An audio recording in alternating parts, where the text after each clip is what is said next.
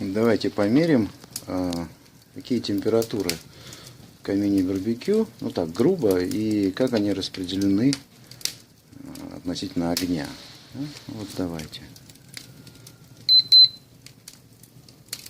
Да, где-то вот 100 градусов выше огня.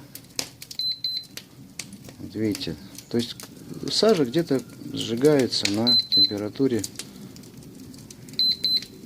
300-350 градусов. Вот здесь уже 300, вот здесь уже 484, вот здесь даже 600, 400 градусов,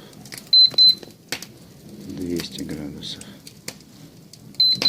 200 градусов, там 100 градусов. То есть на самом деле видно, что задняя стенка греется очень неравномерно. Да, а вот боковые стенки, наверное, вообще. А нет, ничего. Где-то порядка около 100 градусов.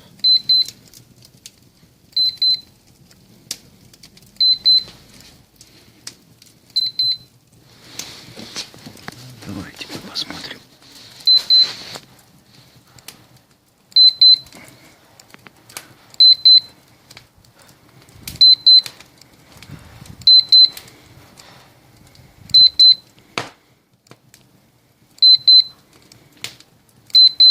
Здесь было килограмм 5 дров.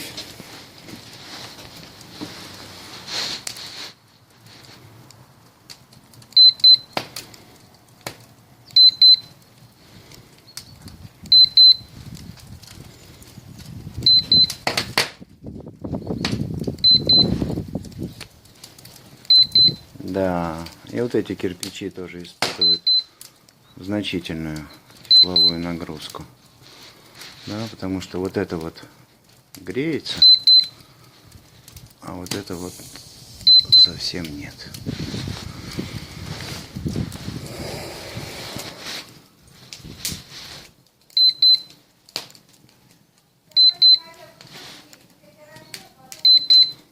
И тут вообще, да, ничего нет. Ну, вот оно, так сказать. Вся конструкция имеет температуру 6-8 градусов.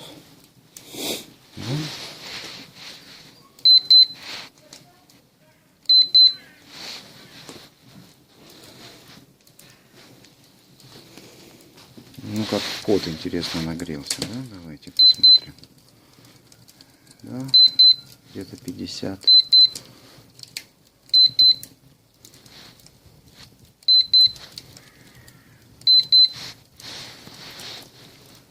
Таким образом, что получается? Та часть задней стенки, которая находится непосредственно за костром, греется до 500 градусов. И дальше все равномерно уходит на 100 градусов. Ну, на 100, на 80 градусов.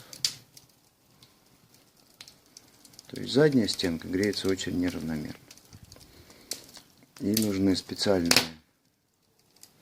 идеи, специальные мероприятия, чтобы заднюю стенку проектировать и строить так, чтобы она не трескалась. То есть должны быть какие-то компенсационные швы. Спасибо за внимание.